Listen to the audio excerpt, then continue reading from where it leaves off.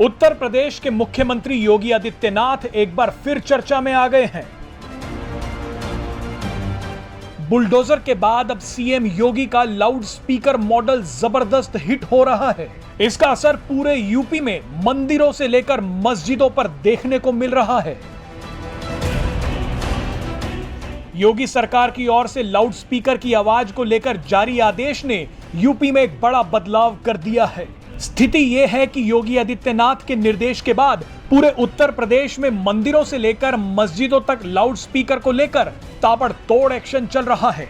जिस loud speaker पर पूरे देश में सियासत और गिरफ्तारियां हुई हैं, उसी लाउड स्पीकर पर यूपी में कोई विवाद तक नहीं हुआ। सरकारी आंकड़ों के मुताबिक धार्मिक स्थलों से 10,000 से ज्यादा अवैध लाउड स्पीकर हटवा दिए गए हैं, जबकि 35,000 से ज्यादा लाउड स्पीकरों की आवाज निर्धारित मानक के अनुसार कम कराई गई है। सीएम योगी की पहल पर सबसे पहले कृष्ण जन्मभूमि मथुरा में लगाए गए लाउड स्पीकर हटाए गए। इसके बाद गोरखपुर में ऐतिहासिक गोरखनाथ मंदिर में लाउड स्पीकर की आवाज धीमी की गई। खास बात तो यह है कि योगी के इस लाउड स्पीकर मॉडल को सभी धर्म गुरुओं का पूरा सहयोग मिल रहा है। आपको याद दिला दें कि दंगाइयों, माफियाओं और भ्रष्टाचारियों के खिलाफ पहले ही योगी का बुलडोजर गरज रहा था। पूरे देश में कई जगह सरकारें सीएम योगी का बुलडोजर मॉडल अपना रही थी। अब इन सभी के बीच यूपी का लाउड स्पीकर मॉडल सुर्खियां बटोर रहा है। चलिए आपको बता देते हैं कि ये सारा मामला शुरू कहां से हुआ। दरअसल पिछले दिनों महाराष्ट्र नवनिर्माण सेना के प्रमुख राज ठाकरे ने इस मुद्दे को उछाला था। उन्होंने महाराष्ट्र सरकार को यह अल्टीमेटम दे दिया था कि अगर मस्जिदों से लाउड स्पीकर नहीं हटाए गए तो उन्हीं मस्जिदों के सामने लाउड स्पीकर से हनुमान चालीसा का पाठ किया जाएगा।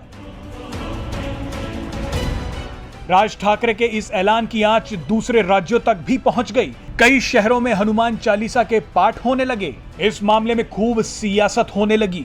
देखते ही देखते लाउड स्पीकर का यह विवाद उत्तर प्रदेश तक भी पहुंच गया। यूपी में भी कई जगह लोगों ने हनुमान चालीसा का पाठ किया। बस यहीं से इस पूरे मुद्दे में यूपी के सीएम योगी आदित्यनाथ की एंट्री हो गई।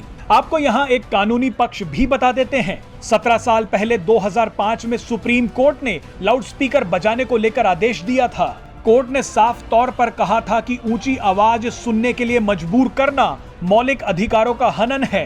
कोर्ट ने उस दौरान कहा था कि किसी को भी इतना शोर करने का अधिकार नहीं है कि पड़ोसियों और दूसरे लोगों को परेशानी हो। Presenting B News app, available on Google Play and App Store. Download it now.